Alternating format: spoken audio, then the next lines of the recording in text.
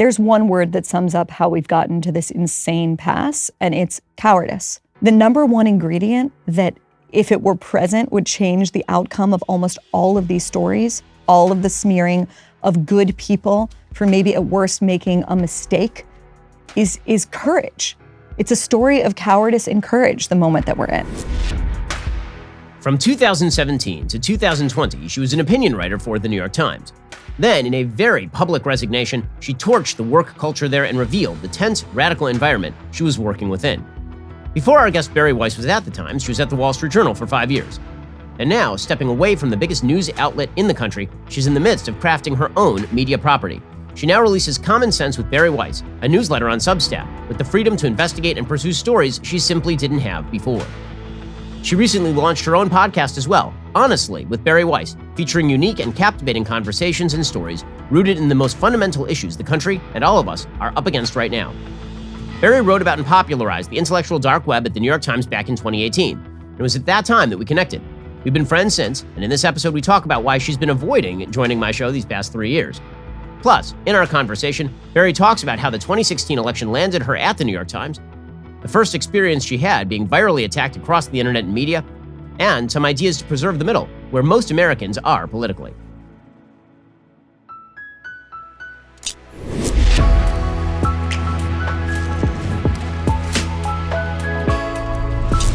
Hey, and welcome. This is the Ben Shapiro Show Sunday Special. This show is sponsored by ExpressVPN. Protect your data from big tech with the VPN I trust. Visit expressvpn.com/Ben. Just a reminder, we'll be doing some bonus questions at the end with Bari. The only way to get access to that part of the conversation is to become a member. Head on over to dailywire.com, become a member. You'll have access to all of the full conversations with every one of our awesome guests. Bari Weiss, thanks so much for joining the show.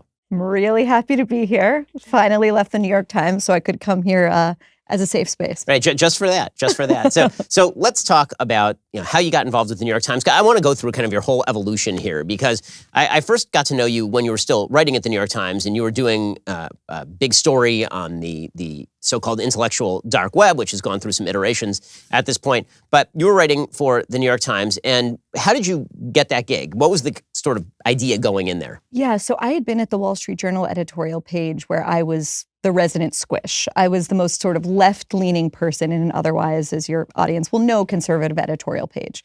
Then came Trump, and the very same sort of civil war, cold civil war that happened in the conservative movement, happened in the Republican Party, happened inside the Wall Street Journal editorial page. I very much found myself on the never Trump side of things, along with Bret Stephens and a number of my other colleagues. And after his nomination and his eventual win, a lot of us were sort of looking for a new home. At the very same time, the New York Times was sort of looking in the mirror. This lasted only a very brief time, but for a little bit of time, they were engaged in a period of self-reflection. Everyone will remember the night before Trump's win in 2016 that the infamous needle had Hillary Clinton winning by a margin of 99% or whatever it was. And then all of a sudden, lo and behold, Donald Trump won. And the New York Times, which prides itself, or at least ostensibly, on being the paper of record, on being able to hold up a mirror to the country and the world as it actually is, thought to themselves, how did we get it so wrong? And I was brought in, to be blunt, as an intellectual diversity hire. My specific, explicit job was to be an op-ed editor that would bring in pieces from people that wouldn't otherwise think of the New York Times as a natural home for them to publish. So that meant conservatives, it meant libertarians, it meant heterodox thinkers, it meant, and this is a particular passion of mine, dissidents throughout the Arab world, Christians in Hong Kong, people who have English as a second language. That's the kind of bread and butter work I had always done at the Wall Street Journal. And so that's how I arrived. That's how Bret Stephens arrived. And then things sort of took a turn.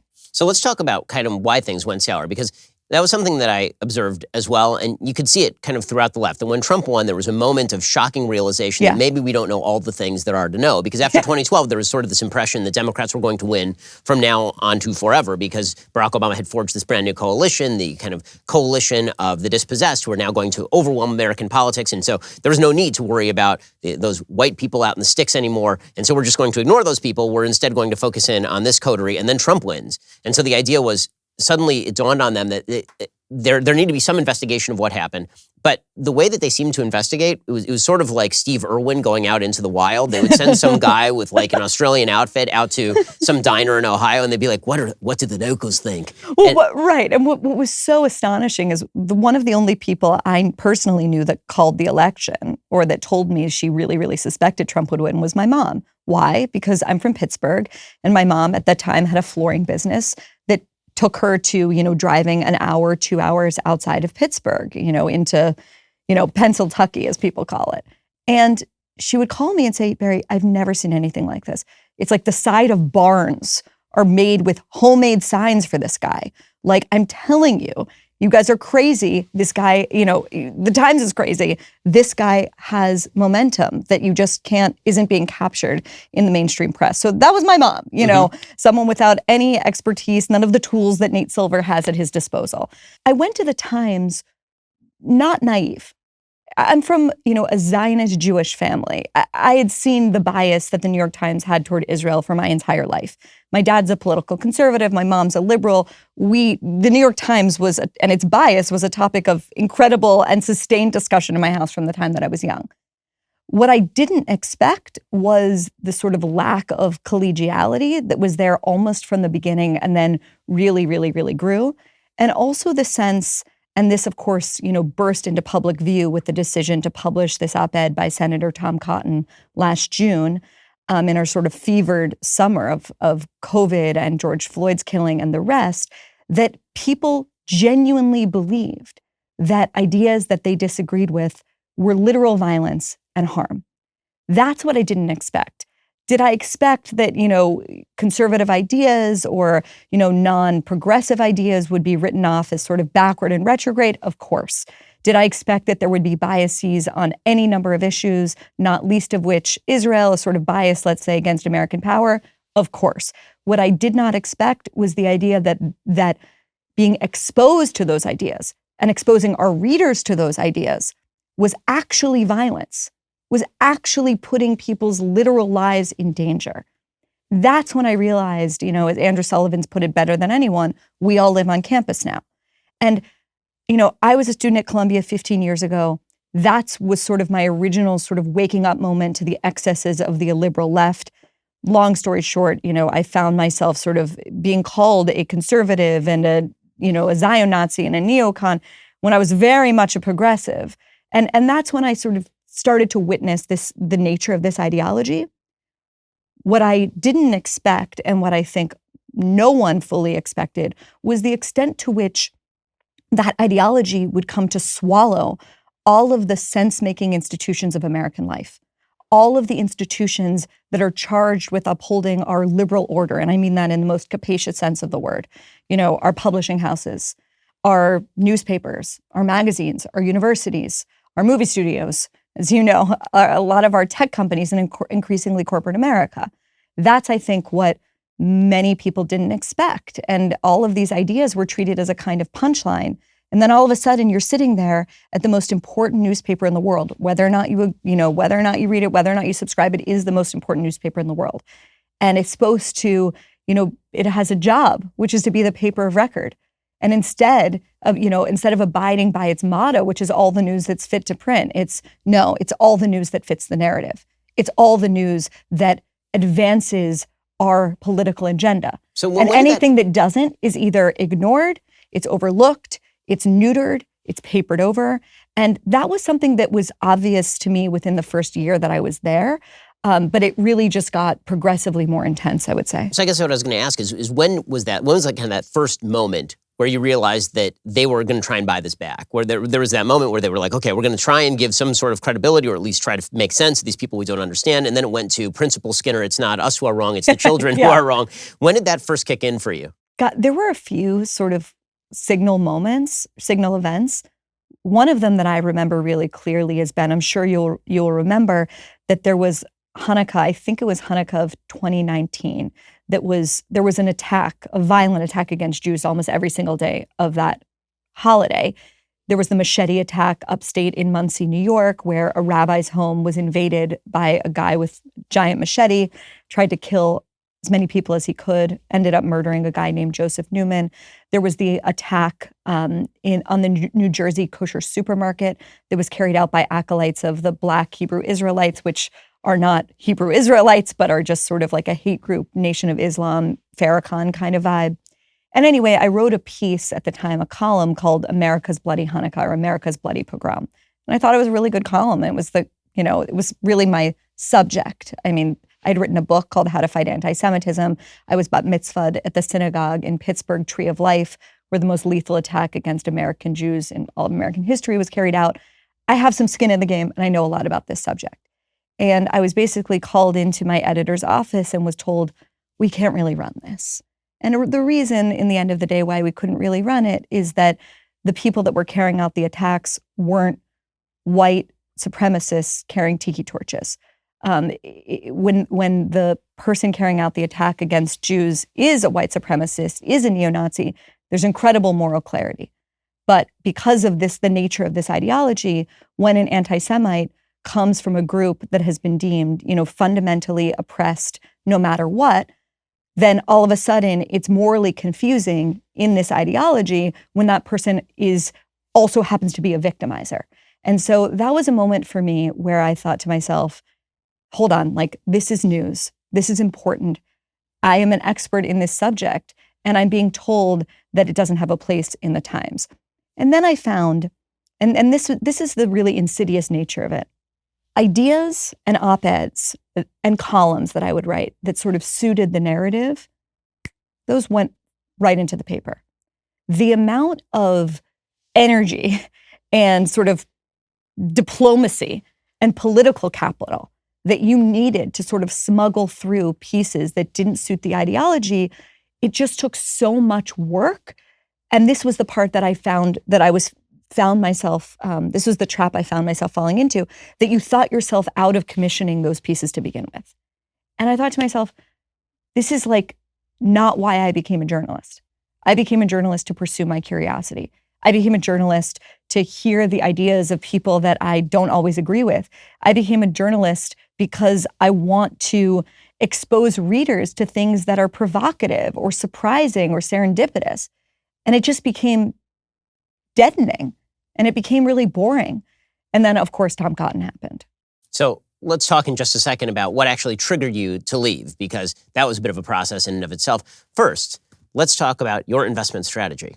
If you had $1 billion, what would you do? Spend $500 million on a yacht like a tech billionaire, or take a rocket ship to space for 4 minutes? How about buying a ticket to the world's most expensive dinner and then railing against the rich like AOC? Well, nothing makes me happier than to tell you I wouldn't do any of those things. If I were a billionaire, I'd only put my money into things I actually believe in. There is an asset that I've had my eye on for a while. I could never own it. It's called blue chip art. Now, seriously, I do invest in art. A year ago, you'd need tens of millions of dollars or you'd get laughed out of the building. All of that has changed with Masterworks.io. They're destroying the status quo of all the people in their little country clubs who think art and culture should only belong to the trust fund brigade. Masterworks.io is the first company to crack open the exclusive $6 trillion art world. So every man, woman, and child in America can finally get a piece of that particular pie. After all, there's nothing more patriotic than taking something made for the kings and queens and giving it to the people.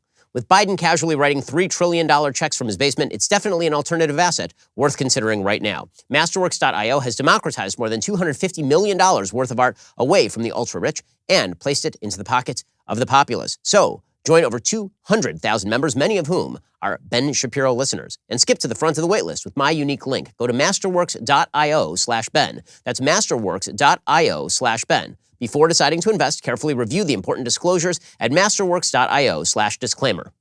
Okay, so over this course of time, you're increasingly under pressure. My first experience actually speaking with you was right after that IDW piece, because I think we talked for the IDW piece, and I remember you got enormous blowback for the IDW piece as well. And Yeah. To me, that was kind of my first inkling, even then. I think what was that, 2018 maybe? Yeah, and there had been a viral tweet where I was trying to praise immigrants and, Right. and I quoted a line from Hamilton, and I was describing a figure skater. It's not even worth getting into it. I remember it. It's so absurd. It was ridiculous. But and I have a very long history of writing pieces in favor of immigration, and yet, this caused such consternation at the New York Times that when I went on Bill Maher a week later, the Times pressured me, and I was expected to, and I did, explain the tweet and essentially apologize for it.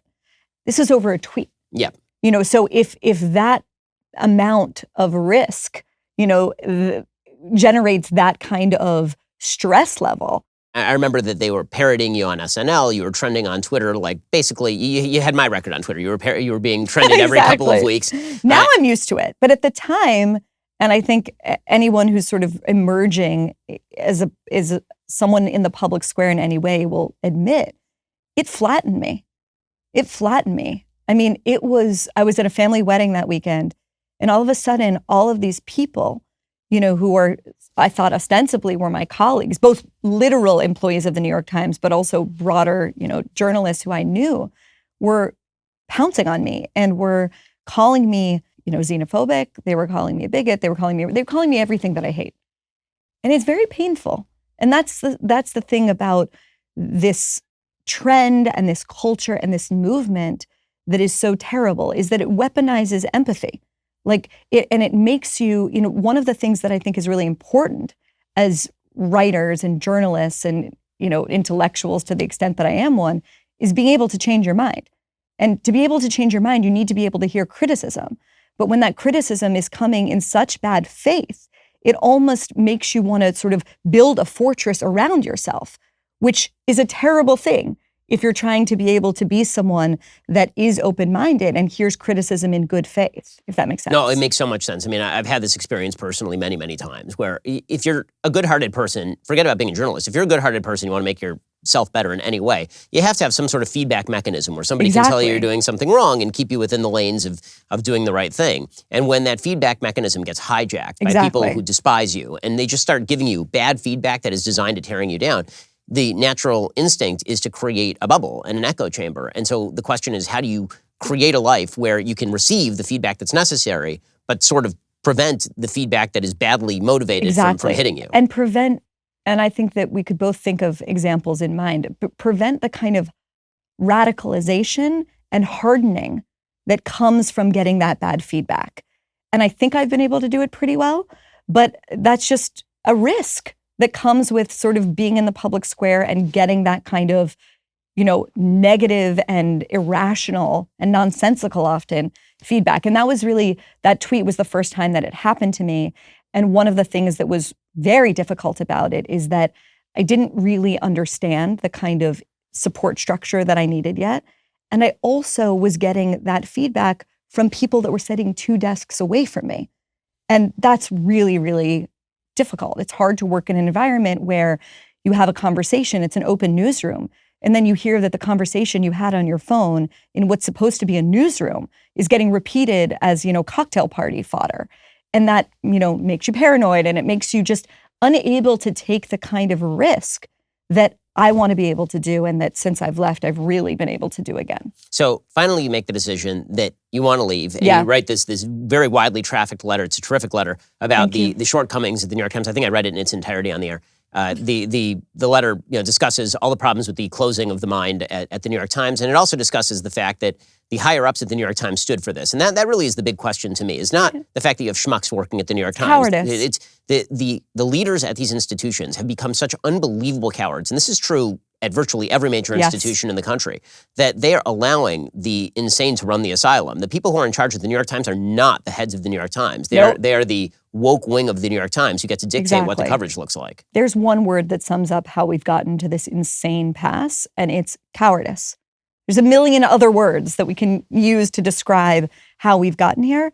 The number one ingredient that, if it were present, would change the outcome of almost all of these stories, all of these cancellations, all of the hijacking of these institutions, all of the smearing of good people for maybe at worst making a mistake, is courage. It's a story of cowardice and courage, the moment that we're in. And what has been astonishing to me is to find, to look around and see, wait, hold on, you're supposed to be the adult in the room. You're the person that is being charged with upholding the mission of these institutions. I'm thinking now about the Times, but also I could be thinking about any number of universities or any of the other institutions that we mentioned before. The amount of work that it takes to build up that kind of cultural capital, that kind of trust with your audience or with the public, I mean, that is work that takes decades and centuries. We have seen in the case of the New York Times that it takes really a couple years to just fundamentally trash it and destroy it. And the fact that they are sort of making this bad bet where they somehow believe that by acquiescing or negotiating with this illiberal faction, and it's illiberal, inside of the institution, that they will somehow be able to preserve the institution is exactly the wrong thing. When the Times decided to run the Tom Cotton op-ed, there was something like 800 of my colleagues who signed a letter saying that this op-ed by a sitting, United States senator literally put their lives in danger. If you're running the New York Times, you know what you need to say to those people? If you believe that a 900-word op-ed puts your life in danger, then maybe journalism is not the right line of work for you, and you should, and certainly not the New York Times, and you should seek employment elsewhere. Do you know how many unemployed journalists there are in this country right now, with every single almost local newspaper being swallowed up or destroyed? How many, blue-collar journalists there are who would be fantastic in the New York Times? Because the idea that you need an Ivy League degree or college degree at all to go and ask people questions, which is what journalism is about, you could have filled the newsroom 10 times over. But instead they acquiesced to it because it turns out they're more scared of being called an ism or a phobe or whatever in public than they are of, doing the work of preserving their institution. And one of the things that obviously has happened here is not only that they are afraid of being called those things, but they're afraid of being associated with anybody who might be called those things. Correct. So I was recently at kind of a hoity-toity event. I only do a couple of these a year. And it was a bunch of people with whom I disagree on politics. And there was a big discussion of political polarization. And they came to me. And I said, if you want to end political polarization... Take a picture of me right now and post it on the internet. That's exactly what I said. I said, if you want to end political polarization, all you have to do, it doesn't have to be me, but what you need to do, because these are all people with big Twitter followings, is go on Twitter, find somebody who didn't vote like you in the last election cycle, say, this is a nice person, I enjoy having dinner with them, and their ideas are worth listening to, even if I disagree. That's all you have to do, and political polarization will be over. Not one person did it, obviously. Of course. Because the amount of fear out there is just astonishing. And what's amazing is... But the fear is justified. That's what's so sad about where we are. Meaning, one of the reasons that I've hesitated to come on your show or hesitated to do other shows is like, first of all, is it worth the headache that it's going to take for the next, month of my life that I'm sure I'm going to get online? But also, what's in the balance for a lot of these people, especially the ones who are still working inside of these institutions, is, am I going to lose my job? Am I going to lose my reputation? Am I going to lose my children's reputation? Is my kid going to be bullied at school or soccer practice? Like, crowdsourced McCarthyism actually works. The recent Cato study had something like 62% of Americans who are unwilling to voice their true views out loud. That's the thing that I think is like really fascinating about the moment that we're in. We believed, or at least I believed, studying history, that this kind of behavior and this kind of fear and this kind of doublespeak was only possible under a Stalin or a Mao. But it turns out that's not true. You can do it in a crowdsourced way, fueled by big tech and big social, and this is where we've ended up. The astonishing thing, and the thing I think we both realize, is that, if 1,000 people stood up, 1,000 people, and did exactly what you're describing, the whole country would be different. It is an amazing thing, and the unwillingness of people to do it, as you say, is both justified and also amazing. In a second, I want to ask you about whether you think that there is that sort of stomach and spine in what I think is sort of the classical liberal center to actually save the country. Because I actually think that the future of the country does not rest with conservatives or people on the left. I think it actually rests with the people in the middle and which way they're going to go. I'll explain in a second. First, let's talk about your need for life insurance. If somebody relies on your financial support, whether it's a kid or an aging parent or even a business partner, you need life insurance. Policy Genius makes it easy to compare quotes from over a dozen top insurers all in one place. Why compare? Well, you could save 50% or more on life insurance by comparing quotes with Policy Genius. You could save $1,300 or more per year on life insurance by using Policy Genius to compare policies. The licensed experts at Policy Genius work for you, not the insurance companies, so you can trust them to help you navigate every step of the shopping and buying process. That kind of service has earned Policy Genius thousands of 5-star reviews across Trustpilot and Google. And eligible applicants can get covered in as little as a week thanks to an award-winning policy option that swaps the standard medical exam requirement for a simple phone call. This exclusive policy was recently rated #1 by Forbes Advisor, higher than options from Ladder, Ethos, and Bestow. Getting started is simple. First, head on over to policygenius.com/Shapiro. In minutes, you can work out how much life insurance coverage you need and compare personalized quotes to find your best price. And then when you're ready to apply, the Policy Genius team will handle the paperwork and the scheduling for free. Policy Genius doesn't add on extra fees. Head on over to policygenius.com/Shapiro to get started right now. Policy Genius, when it comes to insurance, it's nice and very important to get it right. So here is my going theory. So the Harper's Weekly letter comes out sometime last year, and it basically suggests cancel culture is bad. And what I said at the time is I noticed that there wasn't a single person who actually was a signatory to the Harper's Weekly letter who had publicly voted for Trump. There wasn't a single person who said that they were intending on voting for Trump. I don't think there was a single person that identified as a conservative. That's right. There might have been a couple of people who maybe tangentially were connected with conservatism, but not really so much. And so I think I barely made the cut is the point. I don't think right, I would qualify as a conservative. And so my big question about the Harper's Weekly letter, and it's my question for sort of the people who consider themselves politically centered but also in favor of individual rights, is whether the attempt is to open the Overton window just enough so that they themselves can sneak through, or is the attempt to open the Overton window broad enough that we can actually have a conversation? That's an actual real question, because it seems to me that there are a lot of people who are, classically liberal encompasses a couple different definitions. One is the classical liberal economic fare, which I don't know that everybody who we are now categorizing as liberal is in that category. Then there is the sort of broader liberal rubric of individual rights post-Enlightenment. And those are the people I think we're talking about. The question is for those folks who actually agree politically with a lot of the policy agenda of the left, but disagree with their agenda on individual rights. Are they willing to make the sacrifice of putting off utopia in order to preserve the individual rights? Or are they just going to say, you know what? Screw the individual rights for the moment. We need to be fellow travelers with the people who are going to get us where we need to go in terms of more even redistribution of wealth, or in terms of more redistributive means of racial reparations. Where do you think that movement is? Do you think there are enough of people, who are like you or Andrew Sullivan, or do you think that it's going to trend more toward, what we've seen from some outlets like The Atlantic, where if you differ, the Overton window is only open just this far past Hillary Clinton, maybe? I think the question is, someone joked the other day that a lot of these people have a rule, and the rule is no friends to the right of me, no associations to the right of me. That's a really good litmus test. Are you willing to be associated with people who are conservative? Are you willing to see the truth right now, which is that we're living through this massive political realignment, one in which, you sometimes sound more liberal than a lot of the people who are like to the right of, everything feels like it's sort of thrown up in the air. And the question is, do you have the intestinal fortitude, to say, you know what, this person is to the right of me, this person right now, I'm sure you disapprove of my marriage to a woman. I know we disagree on abortion. I know we disagree on any number of things. And you know what? I don't care. And the reason I don't care is because I really feel like we're in a fundamental war to preserve the bedrock of liberalism, to preserve the thing that allows us to sit here and have this conversation without ripping each other's heads off. That's what's at stake.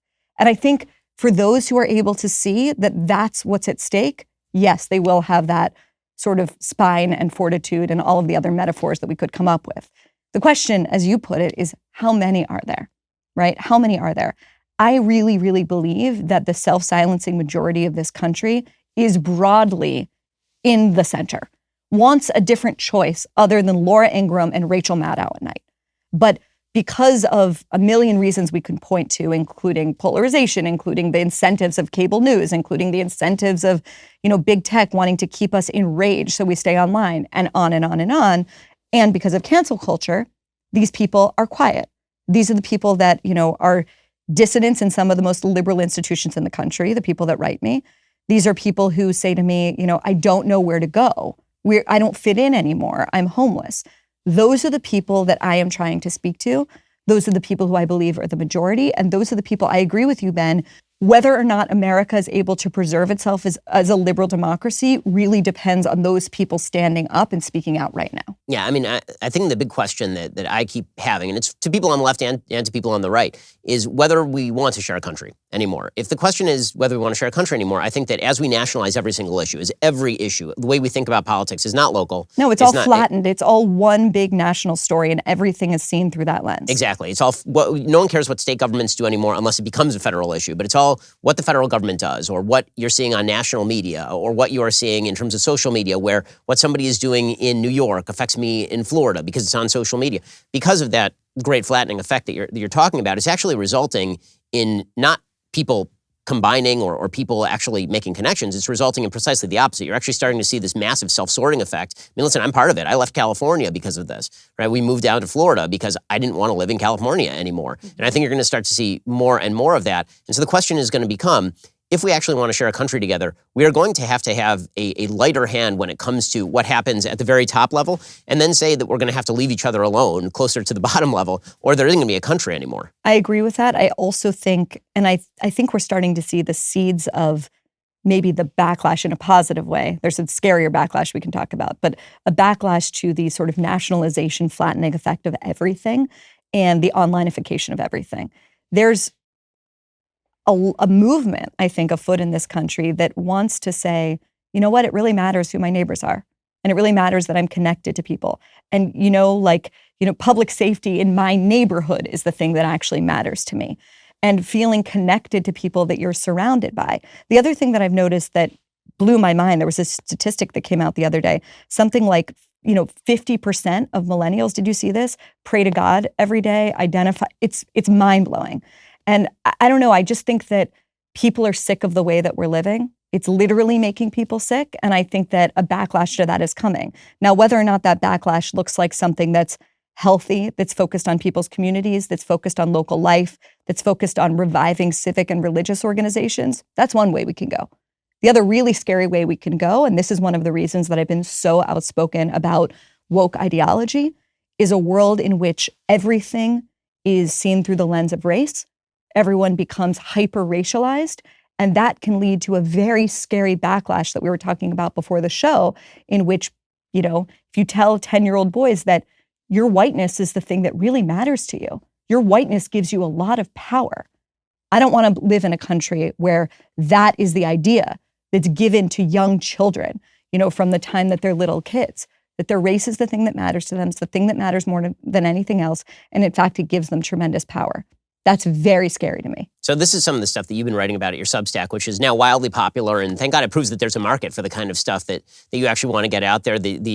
I'll say disintegration of centralized media has had a lot of beneficial side effects. I think so. And your Substack is part of that. Obviously, Daily Wire is part of that. People can get their news from a bunch of different sources, which is something I highly recommend. You've been writing a lot about the takeover of particularly lower levels of schooling by sort of woke intersectional ideology and exactly the sort of self-silencing effect that we've been discussing. And you see it at private schools across the country. You see it certainly at public schools across the country. Parents who are afraid of going up against their peers, even though their peers probably agree with them. Yes. The idea is that if you keep enough people silent, they can never actually unionize. They can never actually get together and say, yeah, what they're doing at school is bad. You just shut them up and then you never have to worry about it if you're the administration. Right. This is a good moment where people should take lessons from the left about solidarity and collective action. One of the things that's sort of blown my mind as I've reported on these stories in public schools, in private schools, in blue states, in red, it's everywhere now, is how insulated people are from each other. So a parent will come to me and say, don't say I say anything.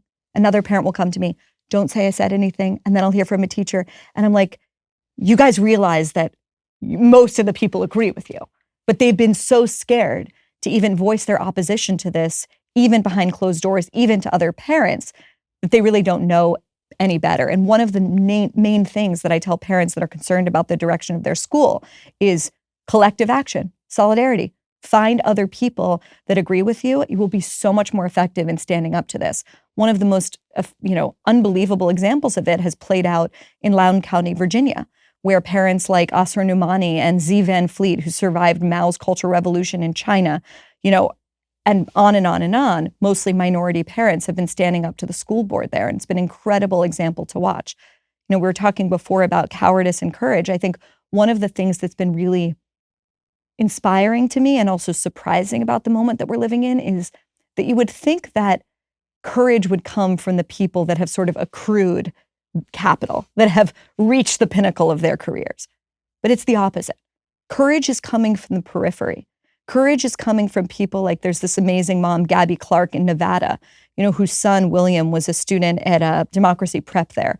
And he was forced, like kids in so many schools these days, to, publicly self-identify his race and his gender and his sexual orientation, and then to attach negative labels to them if they were negative, like white or male. And William's biracial, and he refused to do it. And they failed him. And most parents in that situation would say to their kid, and say in, maybe their family meeting, Let's just move on. Let's get you into good college. Let's forget about them. And Gabby Clark decided to sue the school, and sue based on her child's First Amendment rights and other constitutional rights. And when I called her to ask her where she got the courage to do it, she was completely baffled by the question. She said to me, "What are you talking about? This is wrong. And I'm just standing up for what's right. And every single parent should be doing the same for their kid." That's it. That's kind of it. Like now is the moment. You saw in Peter Boghossian's resignation letter to Portland State University, where he'd been trying for the past decade to stand up for liberalism. And he wrote in the end of his letter, which we published on my Substack, I've been teaching my students for 10 years that one of the things that I am obligated to do, and we're all obligated to do as liberals and Americans, is to defend liberalism. Who would I be if I didn't? Who would I be if I capitulated to this? And that's the question I think should be ringing in everyone's ears right now. Think about how hard it is right now for you or for anyone to stand up against this. Where are we going to be as a country 5, 10, 20 years from now if we don't stand up? It's only going to get harder. It's only going to get harder. It's the easiest that it's going to be is in this very moment. And I think it's really important for us to do it right now. So one of the things that you've written a lot about, obviously, and that you had to deal with at the New York Times is the Intersectional Coalition, this idea of intersectionality as a philosophy, not the sort of game playing where we go back to Kimberly Crenshaw's original legal article and we discuss how if you fit more than one box, maybe you're discriminated against in a variety of ways. But which is true. Of course, of course it's true. Of course it's true. But the basic idea was then expanded out to essentially suggest that there is a hierarchy of victimization in the United States, and that depending where you are on the hierarchy of victimization, you are no longer capable of causing offense. And also, if somebody is less victimized than you, then you are free to do or say about them pretty much whatever you want. I think therefore I am has been replaced with, I am this identity, therefore I am right. Or I am, therefore I have a greater claim to truth or morality. That's what's so, malicious about this idea. So how did this kind of slay traditional left-wing thought, traditional liberalism? Because there was a pretty large-scale conflict over this. I mean, this sort of racial radicalism was tried and found wanting by the Democratic Party in large part in the early 1970s, for example, with George McGovern, who promoted some of this sort of stuff. You saw it with attempts in the 1980s by some of the Democrats, and then it was pretty much rejected. I mean, Bill Clinton in 1992 literally had a Sister Soldier moment in which people who were promoting this sort of ideology were called out on the campaign trail by the leading Democratic contender for the presidency. And it went away for a while, and then it came back with a vengeance. And it seems like there's almost no systemic immunity on the left to this sort of ideology. Why do you think? So, I mean, frankly, I think that Barack Obama's elevation to the presidency in 2009 and his shift from who he campaigned as in 2008 to what he became in his second term was pretty dramatic. So in 2008, my theory goes, he campaigned as the guy he was at the 2004 Democratic National Convention. No red states, no blue states. We're all the United States. No white, no black. We're all just Americans. And then he won. And after he won this broad sweeping victory with huge levels of popularity, then he was faced with what all presidents are faced with, a lot of people who didn't like his agenda. And instead of him saying, okay, well, maybe they don't like my agenda because my agenda is actually pretty radical left for the time, instead, there was this move toward, well, perhaps the reason that this is happening is because I'm black. And the media went right along with this. The idea was that if you attacked Barack Obama in any way, it's because you were racist. The Tea Party was an outgrowth of racism. This is why there was that whole massive controversy over whether John Lewis had been called an N-word, and no tape ever emerged of that. And there were article after article, the Tea Party, they're like terrorists. All these people who oppose Barack Obama are really doing this because Barack Obama is the first black president. And so resistance to anything that he wants to do is really a racially driven resistance. And then in 2012, you saw that upped with Mitt Romney being, you want to put you all back in chains, our current president said about Mitt Romney, the most milquetoast human being ever to walk the earth. And the entire campaign of 2012 was basically run along, if not overtly intersectional lines, sort of, I would say, relatively overt intersectional lines. There was an attempt to appeal to particular racial groups specifically. And there were African Americans for Obama, and there were Hispanic Americans for Obama. And the idea was that everybody would sort of get an agenda item, and these agenda items would be cobbled together into a coalition. And you saw a lot of articles around this time when Obama won about how there was this new coalition of the dispossessed who were going to overwhelm American politics. Ronald Brownstein was writing about how Democrats were never going to lose an election again. There's this idea among Democrats that if they were able to cobble together an intersectional coalition, they'd never lose again.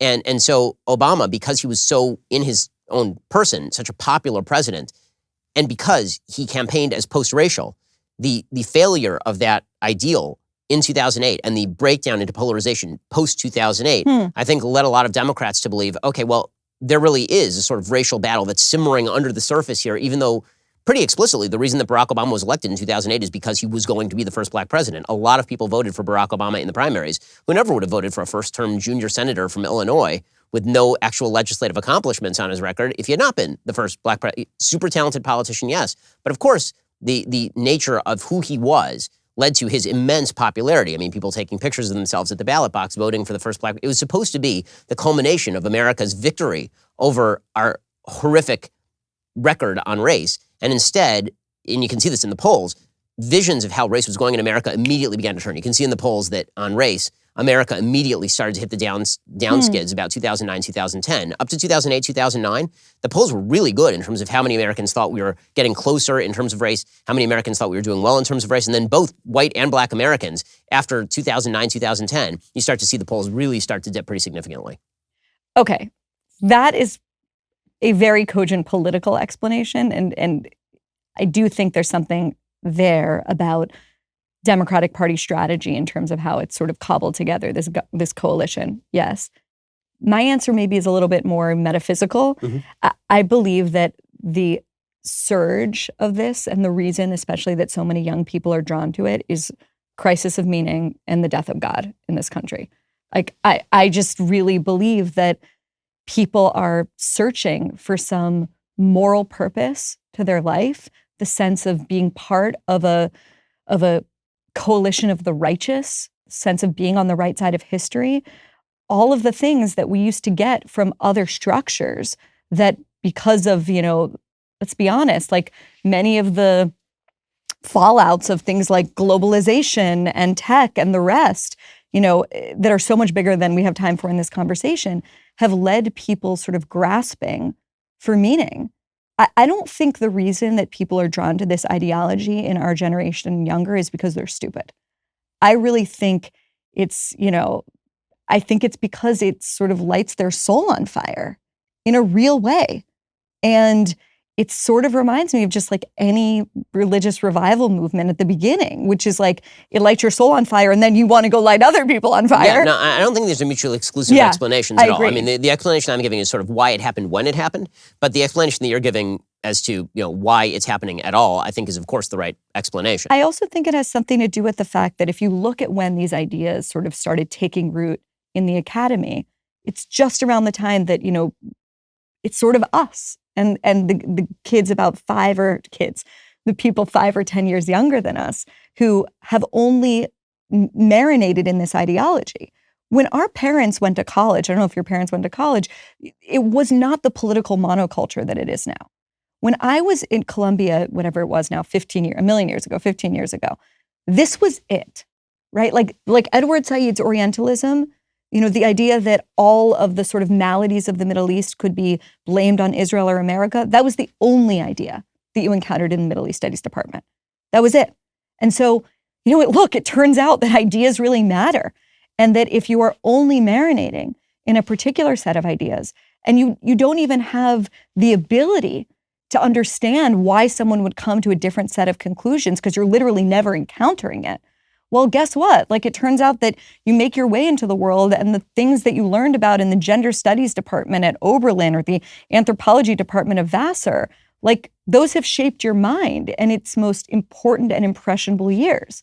And so why should we be surprised that, people actually believe them and they actually go into these companies and change those companies in their image?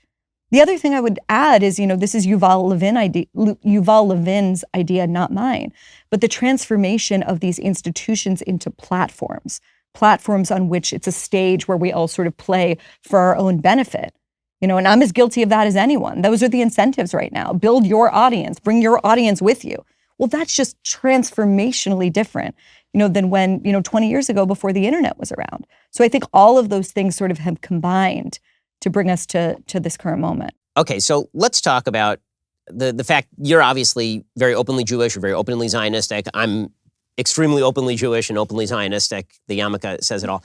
But what that means is that I think for you, the aspect of the intersectional movement that was pretty obvious from the start was the crossover with anti-Semitism, Yes. which is really kind of surprising and shocking if you're on the left. And it's not quite as shocking if you have studied anything about anti-Semitism in the past, where basically labeling of all sorts of peoples always ends horribly for the Jews. Correct. I mean, first of all, in that sentence, you could pretty much supplant everything for the first half of that sentence, blank, and then it ends horribly for the Jews. But that's really you just covered all of Jewish history. Yeah, you don't need to read Paul Johnson's book. Exactly. That's it. We survive, let's eat. Or fast. No, they tried to kill us, we survived. Yeah, right, exactly. But the kind of what you wrote about in your book, How to Fight Anti-Semitism, which was looked upon very critically by members of the left, is the fact that there is an unwillingness to look anti-Semitism in the face, depending on your political viewpoint. You and I discussed this before the book came out, because we talked about you coming on the show.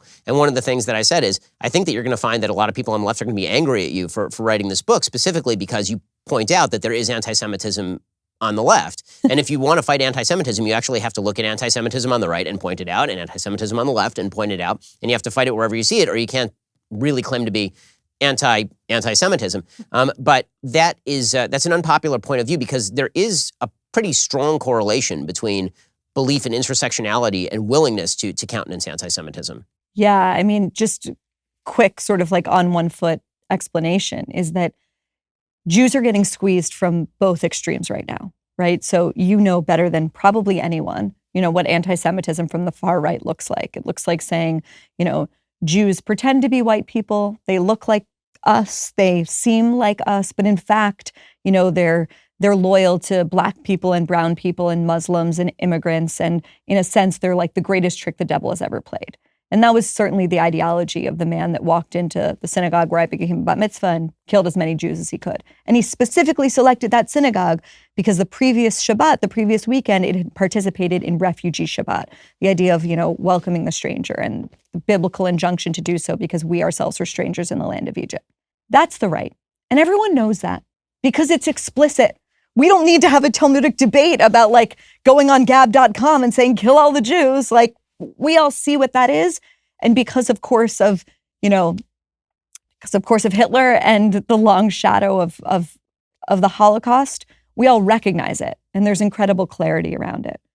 And the trick with anti-Semitism from the left is that it comes cloaked in the language of sort of justice and progress and social justice. And people are either willing to be tricked by that or genuinely are. And what it says is sort of the mirror image of the thing I just expressed to you. And it all is in the language of race because that's the language of America right now. And it says, hold on, the Jews say that they're victims. The Jews say that they're a minority. But look at them. Look how successful they are. They benefit from white privilege. Ralph Lauren could change his name from Ralph Lifshitz to Ralph Lauren and pass. And not only do they benefit from white privilege and therefore they're sort of adjacent to white supremacy, sort of holding up the scaffolding for it, they're also doubly sinful because they are loyal to the last standing bastion of white colonialism in the Middle East, which is the big lie that the Soviet Union told about Israel and that has now sort of just made its way into mainstream progressive culture. And so the Jews then, in their view of the world, become guilty of the two gravest sins, white supremacy, white privilege, et cetera, and colonialism and imperialism. And that's the way, and that's what it is right now. And the thing that I just find so incredible is that you have this movement that is, made up of these offense archaeologists who can go searching, for an utterance that happened 20 years ago, or for, a taco truck in Portland that's owned by people that aren't actually Hispanic, and, there'll be dozens of stories written about that. Online campaign, change.org. And then Jews will get hacked up by a machete and they'll have nothing to say about it. So that's what you need to know. You don't need to understand, all of the ins and outs of this ideology. This is what they like to do. They pretend they play these semantic games, or they tell you need to have a law degree, or you've had to read these 10 books by these theorists to understand it. No, you just have to see things with your eyes and ears. And a movement that has more rage about, using the word Jedi or saying the phrase pregnant women than they do for Jews getting literally beaten in neighborhoods like Borough Park and Crown Heights, that tells you everything you need to know about its priorities. The Democratic Party and the Republican Party obviously is more political than we've been throughout this conversation. But it seems as though the Democratic Party has really drunken from a lot of this well. And we saw, for example, that the Democratic Party, they had to pass a separate bill in order to pass, for example, Iron Dome funding. Rashida Tlaib and Ilhan Omar have only recently, has anybody in the Democratic Party actually had the stones to stand up and say, it was Ted Deutsch from actually this district, but it took a year and a half for anybody in the Democratic Party to point out the obvious, which is that Ilhan Omar and Rashida Tlaib are not fond of the Jews. It seems as though... not that wasn't obvious before. Yeah, exactly. But in the same way that Steve King had to be ridden out of Congress on a rail by the Republican Party. Correct. Ilhan Omar is still sitting on the Foreign Affairs Committee of the House right now. Yeah, although Marjorie Taylor Greene's still in there with her Jewish space laser comments. But yes. She is. I will say that Marjorie Taylor Greene at least had the sense to go to the Holocaust Museum and mouth some words about it, which you really have not gotten from Ilhan Omar at this point. And believe me, that's no defense of Marjorie Taylor Greene. The point being that if you're looking at where the anti-Semitism is more mainstream in the parties, it seems as though it's being mainstreamed more into the Democratic Party at this point. I'm wondering if you think that there's going to be any pushback to that, because it seems like the younger breed of Democrats are much more willing to move along with pretty openly anti-Semitic stuff than the older Democrats. The older Democrats are still doing what older Democrats have historically done, which is they're more moderate on Israel. They're still calling for concessions from Israel to the Palestinians, all that sort of stuff. But it's the same dynamic that it's the exact same dynamic we were talking about before with, the publisher of the New York Times, right? Is he the publisher? Is he in charge? Or is Nicole Hannah-Jones actually in charge of the New York Times? That's the question. And it's like Chuck Schumer and Nancy Pelosi, they're supposed to be in charge of the party. So why is it that, it seems to most of us watching that the actual people in charge are AOC and Ayanna Pressley and Ilhan Omar? It's the exact same dynamic playing out everywhere.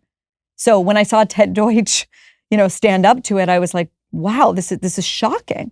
Only because you've seen just utter capitulation. I mean, during the last war with Gaza, I think you saw like, one sentence press release or like the choking out of like the tiniest defense of Israel in a Facebook post by some of these people who are ostensibly supposed to be in charge.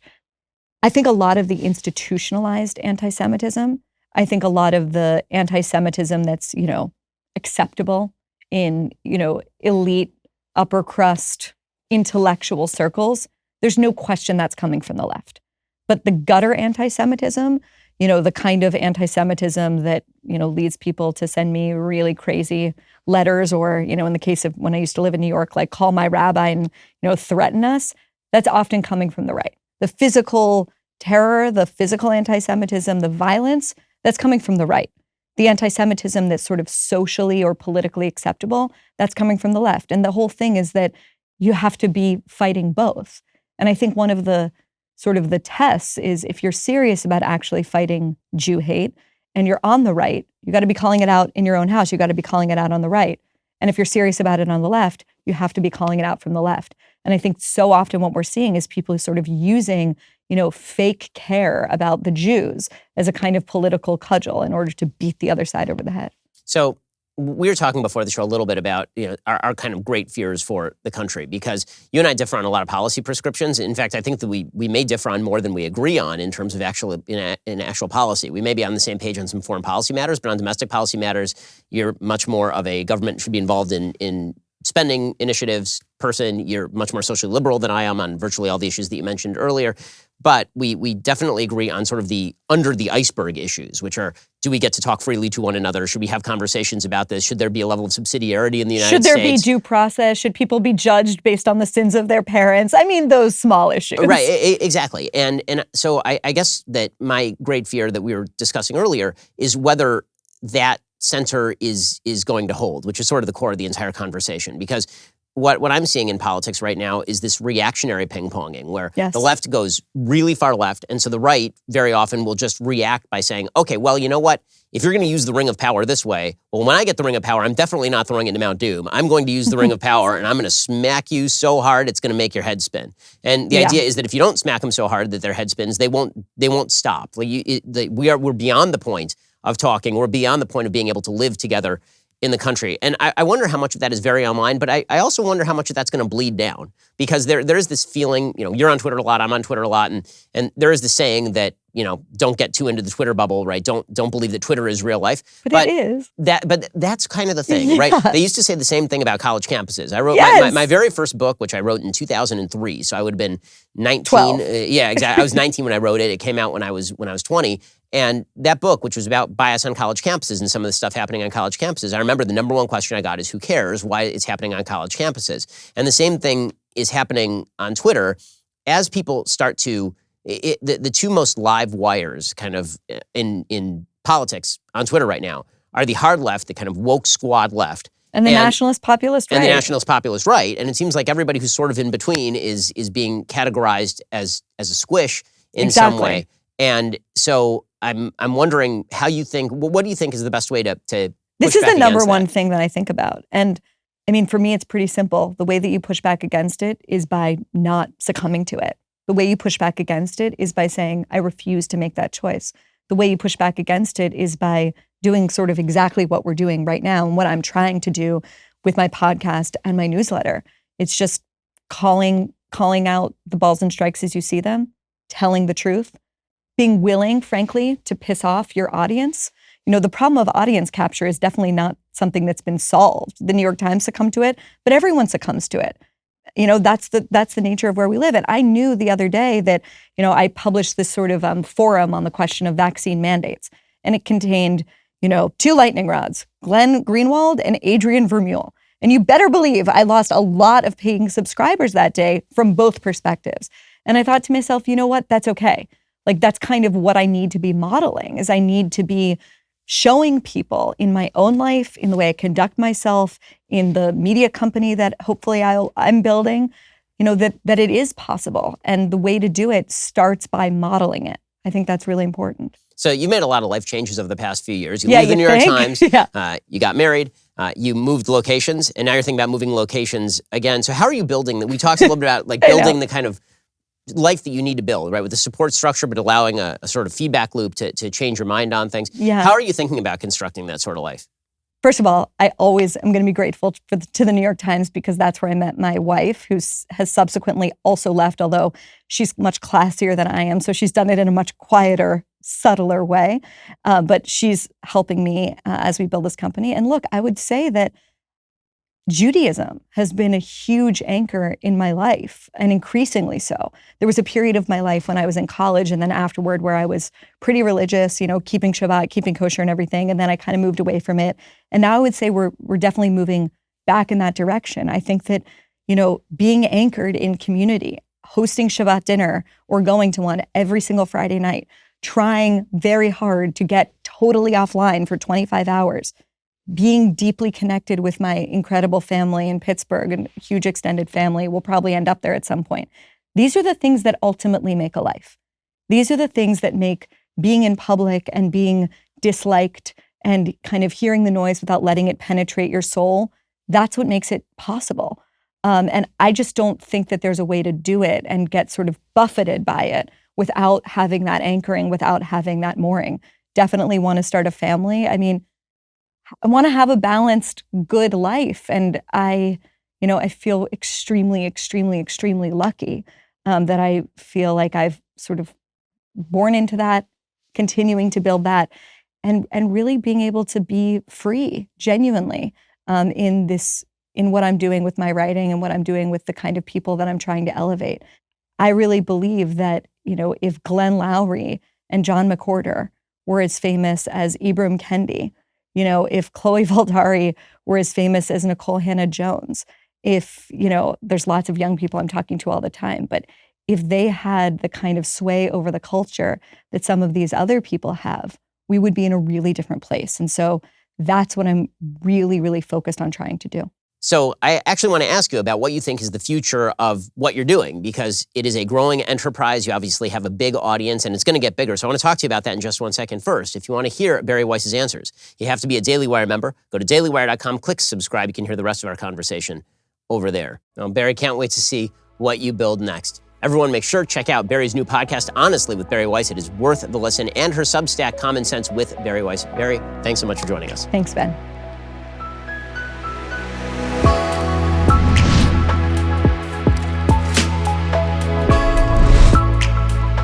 Ben Shapiro Show Sunday Special is produced by Mathis Glover, executive producer Jeremy Boring, and our assistant director is Pavel Wydowski. Our guests are booked by Caitlin Maynard. Editing is by Jim Nickel. Audio is mixed by Mike Coromina. Hair and makeup is by Fabiola Cristina. Title graphics are by Cynthia Angulo. The Ben Shapiro Show Sunday Special is a Daily Wire production. Copyright Daily Wire 2021.